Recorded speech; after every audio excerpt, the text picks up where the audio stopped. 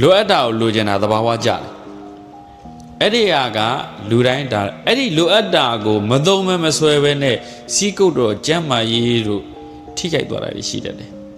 နော်အစာအသောက်အနေထိုင်မှာအားလျှော့ချလို့တဲ့ကကျမ်းမာရေးထိခိုက်သွားတာရှိတတ်တယ်တချို့ဆိုအငတ်ခံပြီးတော့ဆူတာတို့ဆောင်းတာတို့ဖြစ်တယ်လို့နေတာတို့အဲ့ဒါတွေကြတော့ကြည်ရရေရှည်မှာအရေးကြီးဆုံးအမြတ်စွာဘုရားရှင်အရောကြပရမလာပါတကယ်ချမ်းသာမှုကြွယ်ဝမှုဆိုတာကျမ်းမာရေးနဲ့တိုင်တာတယ်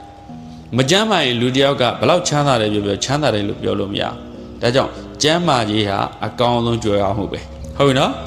ကျမ်းမာရေးကဘာလို့အကောင်းဆုံးကြွယ်ဝမှုပဲတကယ်ချမ်းသာအစစ်ဆိုတာကျမ်းမာရေးကောင်းမှုအရေးကြီးတယ်ကျမ်းမာရေးမကောင်းရင်ဘယ်ဆေးရုံတွေတက်ကူတယ်ပြောဒါမကောင်းဘူးဒါကြောင့်ကျမ်းမာရေးကိုအထူးဂရုစိုက်ပါအဲ့ဒါအရေးကြီးတယ်ကျမ်းမာရေးဂရုစိုက်ဖို့ဆိုတော့ဘာအရေးကြီးလဲစားတာတောက်တာနေတာထိုင်တာကိုပုံစံကြနေဖို့လိုတယ်အဲ့ရထအတွင်းတနာရီအတွင်းမှာပဲထမင်းစားရတယ်အဲ့ဒါအစာရင်းရဲ့လိုအပ်ချက်အဲ့ဒီအဲ့ရထပြီး2နာရီ3နာရီနောက်ကျရင်မှစားမယ်ဆိုရင်အုံနောက်ထိခိုက်စေတယ်အစာအိမ်ကိုသိပ္ပံပညာဆေးပညာပြောတယ်အစာအိမ်ကိုဒုတိယအုံနောက်လို့ပြောတယ်